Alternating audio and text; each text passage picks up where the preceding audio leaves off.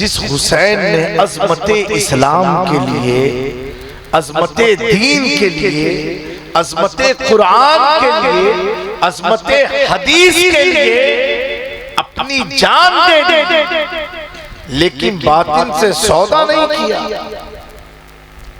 आज उनका जिक्र सुनने ये नौजवान कौम आई है, न सर पर टोपी है, पूरा बटन खुला हुआ, ऐसा लग रहा है कुश्ती के मैदान में आया गया है, कुश्ती अभी लड़ाई होने वाली है। नहीं, हंसने की बात नहीं, ये अफसोस की बात है, ये किसी पर तल्ख नहीं है। और अगर बुरा लगे तो लगता रहे। आपको ये सोचना चाहिए, अगर 25 साल उम्र हुई, 30 साल उम्र हुई, 35 साल उम्र हुई, हर साल महफिल होती है, प्रोग्राम होता है, बताया जाता है इमाम हुसैन की शहादत के बारे में, इमाम हुसैन के बारे में, लेकिन मेरे प्यारों जरा गौर करो कि इमाम आली मकाम इमाम हुसैन की यजीद से लड़ाई हुई, इसका पस मंजर क्या है, इसकी वजह क्या है? क्या यजीद गैर मुस्लिम था? क्या यजीद कलमा पढ़ने वाला नहीं था? हमें यजीद एक सहाबी रसूल का बेटा, एक सहाबी रसूल का बेटा था, सहाबी रसूल का बेटा यजीद था। और सहाबी मामूली नहीं होते प्यारे, हर सहाबी नबी जन्नती जन्नती।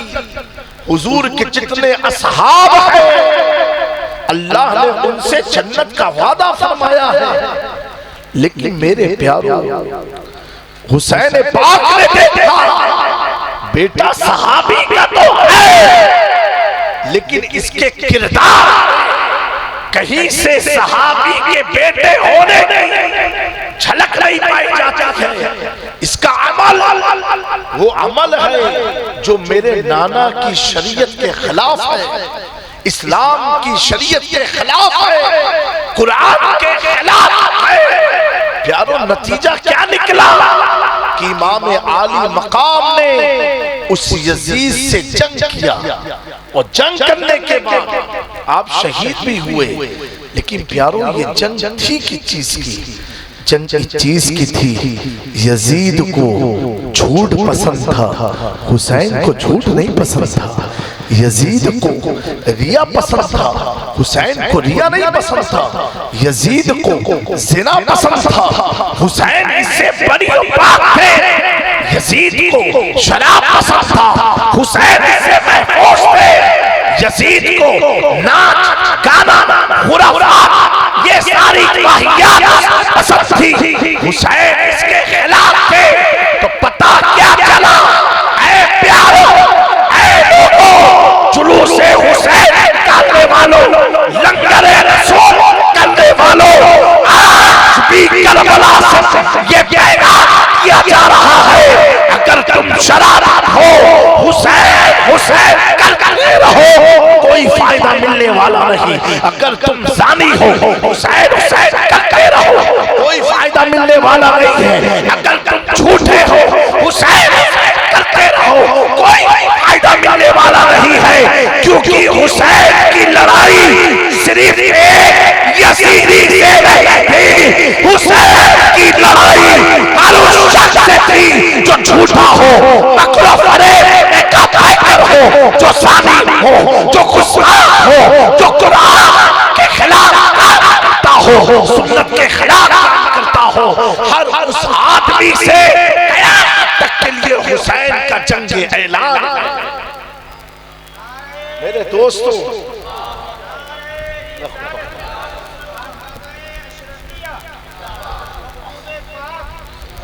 ये दोस्तों बहुत अफसोस की बात है, ये बहुत बड़ा अलमिया है। हम पूरी रात जागते रह जाएंगे, फायदा नहीं मिलने वाला है अगर हमने अपनी जिंदगी को तब्दील नहीं किया, हमने अगर अपने आप को चेंज नहीं किया, अपनी जिंदगी में हमने इनकलाब पैदा नहीं किया। मेरे प्यारों, जिस हस्ती का जिक्र करने के लिए जिनकी तरफ मंसूब ये महफिल पाक है। आपको एक बात मैं बताना चाहता हूँ मेरे प्यारो, तुम लाख इबादत गुजार हो जाओ, बड़ी जिम्मेदारी से कह रहा हूँ, लाख कुछ भी कर लो, कुछ भी कर लो, लेकिन हर आदमी की ख्वाहिश क्या होती है, ए अल्लाह हमें जन्नत में किसके साथ रखना, हुजूर के साथ रखना, हुजूर के हौज़े कौसर का पानी नसीब फरमाना, ए अल्लाह हुजूर की शफाअत अता फरमाना, हुजूर के साथ जन्नत में हमें रखना, जन्नतुल फिरदौस में रखना। क्यों रखना? क्योंकि वहां हुजूर होंगे। कौन हुजूर होंगे? जिनकी शान अभी आप सुन करके झूम रहे थे, वो प्यारे आका सल्लल्लाहु अलैहि वसल्लम का साथ हर मोमिन चाहता है हमें उनका साथ मिल जाए, जन्नत में उनकी खिदमत का मौका मिल जाए, उनके साथ रहने का मौका मिल जाए। प्यारे आका आमिना के लाल फरमाते सुनो, तुम्हें कोई भी अमल मेरे साथ जन्नत में रख नहीं सकता, वही शख्स मेरे साथ जन्नत में रहेगा जो मेरी अहले बैत से दुनिया में बात, जो मेरी आल से मोहब्बत करेगा। हसन हुसैन फातिमा इनकी आल से जो मोहब्बत करेगा, हुजूर फरमाते वो जन्नत में मेरे साथ रहेगा। जन्नत में कहाँ रहेगा? हुजूर पाक सल्लल्लाहु अलैहि वसल्लम के साथ में रहेगा। मेरे दोस्तों, एक बात मैं कहूँ कि आज के टाइम पर आला हज़रत एक ऐसा नाम है कि कोई भी सुन्नी मुसलमान के सामने लो, ऐसा हो ही नहीं सकता वो ना जानता। आप सब जानते हो कि नहीं? बोलो भाई, जानते हो कि नहीं? क्या जानते हो? मुजद्दिद है, बहुत बड़े आलिम दीन है, उन्होंने तर्जुमा कुरान किया है, उन्होंने बहुत 1200 तकरीबन किताबें लिखी। कितनी किताबें? 1200 किताबें लिखी। आज की तारीख में अहले सुन्नत वल जमात की पहचान इमाम इश्क मोहब्बत की जात है। बेशक बेशक आला हज़रत की जात है, बेशक हक है। मेरे प्यारो, ये सुना नारे लगते हैं, हर महफिल में दीवानगी है। मेरे दोस्तों, वो आला हज़रत, ये जो इमाम हसन हुसैन सैयदा तैयबा फातिमा ज़हरा मौला अली, बहुत ऊंचे हैं, बहुत ऊंचे, इतने ऊंचे हैं कि जिनकी ऊंचाई का कोई पैमाना नहीं है, कोई मीटर नहीं है। इतने ऊंचे हैं, इतने ऊंचे हैं कि जिसको नबी ने अपने कंधे पर बिठाया हो, नबी ने अपने, मैं सही नहीं, आवाज बहुत जिसको, हाँ आवाज क्लियर थोड़ा करो। कौन है ये अहले बैत मुस्तफा सल्लल्लाहु अलैहि वसल्लम? ये नबी का घर है जिसे हुजूर ने उठाया। किसने उठाया हो? हुजूर ने उठाया हो। उनकी अज़मतों को सलाम, उनकी तहारत पाकीज़गी को सलाम। प्यारे आका ने कंधे पर उठा करके दुनिया को बता दिया कि देख लो, समझ जाओ अहले बैत का मकाम क्या है, जिसे अंबिया का सरदार उठाता हो। हुसैन का मकाम, वो हसन का मर्तबा क्या है, वो अली का मकाम क्या है। अल्लाह अकबर। लोग हुजूर की जूतियां जिसे मिल जाए वो कहता है जो सर पे रखने को मिल जाए नाले,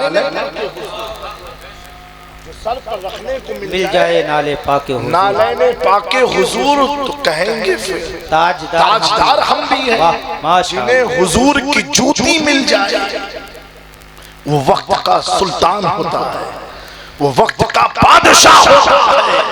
ये हुजूर के कदम से जूती लगी हो, वो जूती का इतना आला मकाम कि अगर मूसा अलैहिस्सलाम को है दूर पर जाए वही के लिए, और जहां खुदा की तजल्ली का नुज़ूल होता हो तो अल्लाह फरमाता मूसा अपनी जूती उतार के आना। लेकिन यही मुस्तफा अगर मेराज अपनी जूती पहन। नारे तकबीर, नारे रिसालत, फैजाने करबला, मकामे मुस्तफा। माशाअल्लाह। अपनी जूती पहन के आया, पहन के आना। मूसा को मना किया और हबीब को अल्लाह कह रहा मक्का आओ, लेकिन अपनी नालैन के साथ आओ, अपनी जूती के साथ आओ। तभी तो बरेली के कलंदर ने कहा तेरे कदमों में जो है गैर की ठोकर में न डाल, चिड़किया खाए कहां छोड़ के सत्ता। नारे तकबीर, मोहब्बतों के साथ जवाब दे। नारे रिसालत, मसलके आला हजरत, मसलके आला हजरत, नारे तकबीर। माशाअल्लाह माशाअल्लाह। मेरे प्यारो, ये हुजूर की जूती मुबारक है। अब आप अंदाजा लगाओ, जब कदम से लगी हुई चीज का ये मकाम है, तो जिसे मुस्तफा जाने रहमत ने अपने मुकद्दस शान मुबारक पर अपने कंधे पर बैठाया हो, तो उन हस्तियों का मकाम का आलम क्या होगा, क्या होगा। अल्लाह अकबर, ये दुनिया समझ नहीं सकती है, लेकिन जिसको ऊपर अल्लाह का इनाम हुआ, अल्लाह का फजल हुआ, अल्लाह की रहमतें खास का नुज़ूल हुआ, वही आदमी समझ सकता है। प्यारे आका सल्लल्लाहु अलैहि वसल्लम ने फरमाया कि सुनो, हर आदमी मेरी अहले बैत से मोहब्बत नहीं करेगा, वही आदमी करेगा। और निशानी बयान फरमाई, तीन खसलत के लोग, तीन टाइप के लोग मेरी आल से मोहब्बत नहीं करेंगे। हुजूर फरमाते कि वो जो वलद ज़िना होगा, जो अपने हकीकी बाप के नुत्फे से नहीं होगा, किसी और के नुत्फे से होगा, जिना के जरिए जो पैदा हुआ, वो बच्चा कभी मेरी अहले बैत की ताज़ीम नहीं करेगा। दूसरा, प्यारे आका ने फरमाया एक मुनाफिक होगा जो मेरी आल से मोहब्बत नहीं करेगा।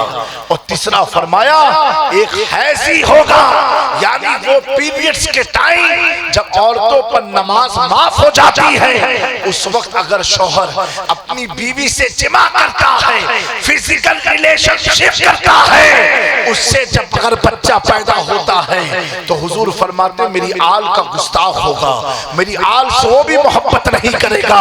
इसीलिए अल्लाह के प्यारे नबी सल्लल्लाहु अलैहि वसल्लम के प्यारे दीवानों, यहाँ से एक मिजाज मिलता है कि हालत हैज़ में जिस वक्त औरत नापाकी की हालत में हो, तो शौहर अगर उससे जिमा करता है, उससे ताल्लुकात बनाता है, ये ताल्लुक करना ये हराम है, हराम है। ऐसी चीजों से बचना चाहिए। और अगर ऐसे मौके पर तुमने उसके साथ फिजिकल रिलेशन किया और उस नुत्फे से अगर बच्चा जन्म होता है, बच्चा जच गया, ठहर गया, तो हुजूर फरमाते हो ऐसा बच्चा मेरी आल का गुस्ताख पैदा होगा। ये तीन टाइप के लोग मेरे दोस्तों, मैं ये अर्ज कर रहा था, ये हुसैन का मकाम है जो रात को 2:30 बजे समझाया नहीं जाता है। ये समझाने के लिए बावजूद आपको होना पड़ेगा, अपने सरों पर टोपी लगानी पड़ेगी, अपने गर्दन में से चैन, हाथ से चुल्ले निकालने पड़ेंगे। और ये मुस्कुरा के गुटखा पान खा करके सुनने वाली चीज नहीं है। इनकी मोहब्बत का जिक्र जहां होता है, जहां इनका जिक्र होता है, अल्लाह जिब्रील अमी को ऐसी महफिल में भेजता है, फरिश्ते शामियाना लगाते हैं अपने परों का। मेरे प्यारों में इतना अर्ज करूंगा, ये हुसैन की बात है, हसन की बात है, अली मुर्तजा सैयदा फातिमा ज़हरा की शान है। फिर अल्लाह हमें मौका दे, हमारी समाज को वो तासीर दे, ताकत दे कि अल्लाह फिर हमारे नसीबे में ऐसी महफिल को लिख दे ताकि पाकीज़गी में बैठ करके पाकों का जिक्र सुनने का मौका मिले। बेशक मेरे प्यारो, ये हुसैन की बात है। मैं आला हज़रत के बारे में जिक्र कर रहा था, पूरी दुनिया जानती है। किसी से पूछो क्यों जानते हो, कोई कहेगा बहुत बड़े आलिम हैं, कोई कहेगा वक्त के मुजद्दिद हैं, कोई कहेगा वक्त के मुफ्ती थे, कोई कहेगा किसी और तर्जुमे कुरान लिखा है, कोई कहेगा फतावे रज़विया लिखा है। लेकिन मेरे प्यारो, आओ ना आला हजरत से पूछ लेते हैं, ए इमाम अहमद रजा, आप तो पठान हैं, आप तो खान साहब हैं, फिर आपको इतना ऊंचा मकाम कैसे मिला, इतनी लोगों से में मोहब्बत कैसे आम हुई?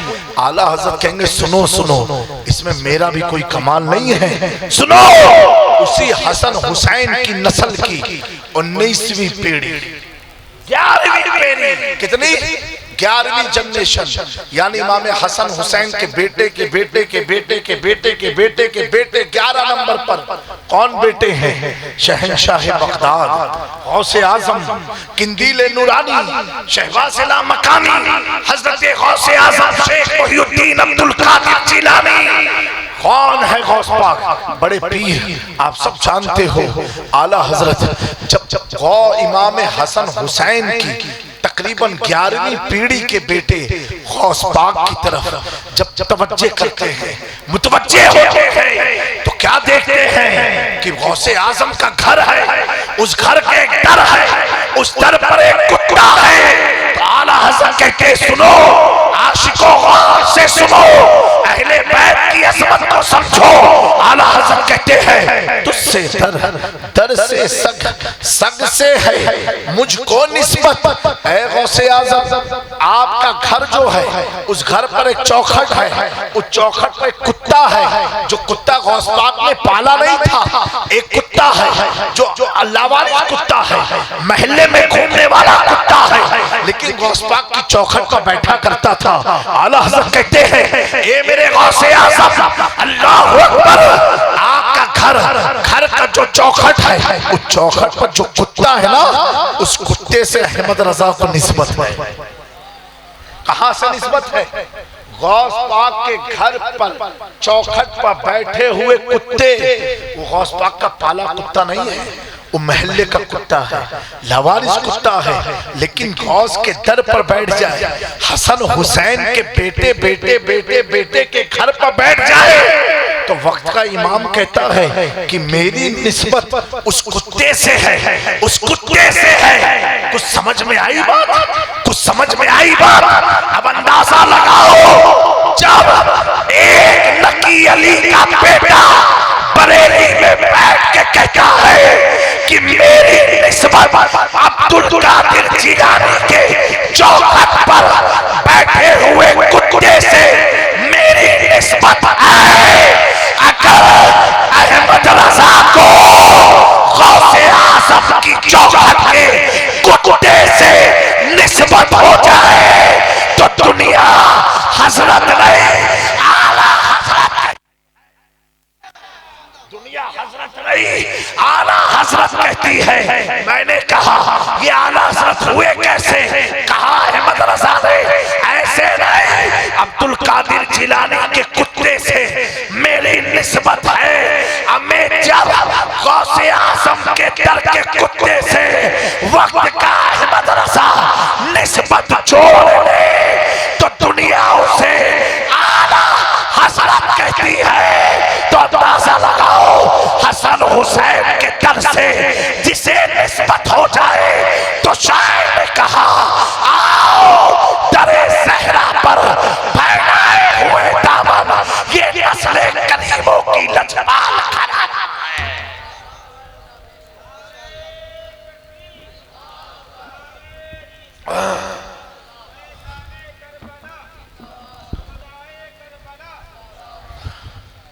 एक कुत्ते की निस्बत मिल जाए तो अहमद रजा आला हजरत हो जाए। अब अंदाजा लगाओ तो हसन हुसैन के घर का मकाम का आलम क्या होगा, उस घर का मकाम क्या होगा।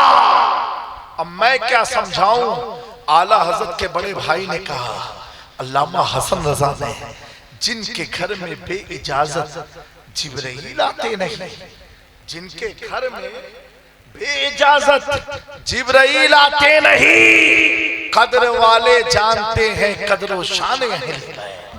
हर आदमी नहीं जानता, जो कदर वाला होता है, जो इज्जत वाला होता है, वही मकाम अहले बैत को समझता है।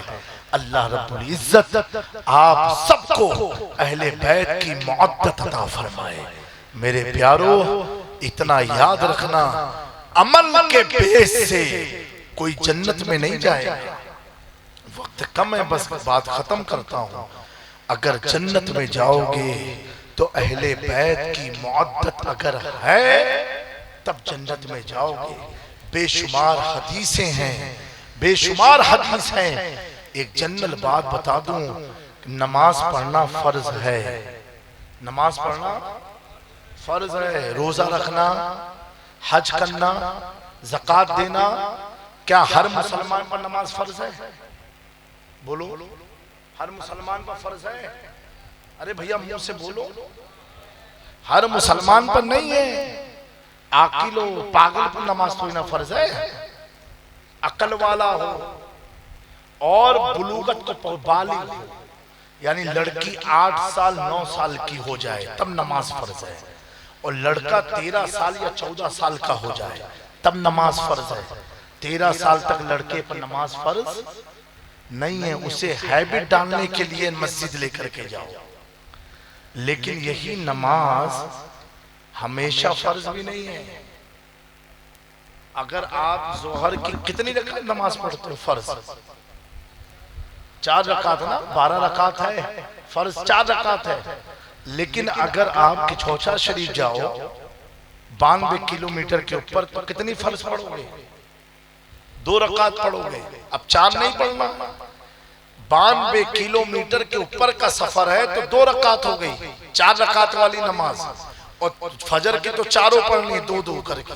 जोहर की 4 सुन्नत पढ़नी है, वो फर्ज में 2 रकात सिर्फ पढ़ना, फिर 2 सुन्नत पढ़ना। असर में 2 रकात पढ़नी है फर्ज, मगरिब की 3 पूरी पढ़नी, ईशा की 2 फर्ज पढ़नी, 3 वितर पढ़नी। समझे मेरी बात को? ऐसे ही रमजान का रोजा, हज, ज़कात, ये सब कंडीशन के साथ है। लेकिन एक फर्ज ऐसा है, बस बात खत्म कर,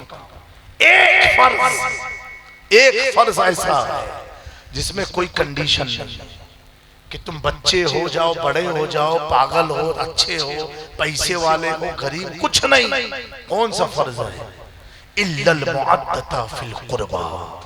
हुजूर फरमाते हैं, कुरान की आयत है कि तुम पैदा हो गए, अहले बैत की मुअद्दत तुम पर फर्ज हो गई। ये नहीं कि 7 साल की उम्र में नहीं, पैदा हुए। अब पागल हो तो भी फर्ज है, अकल वाले हो तो भी फर्ज है।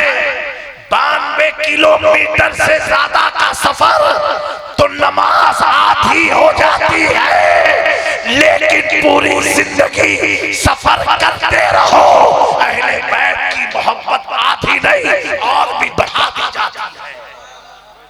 ये फर्ज ऐसा है जिसमें अल्लाह ने कोई शर्त नहीं लगाई, आम हुक्म दिया।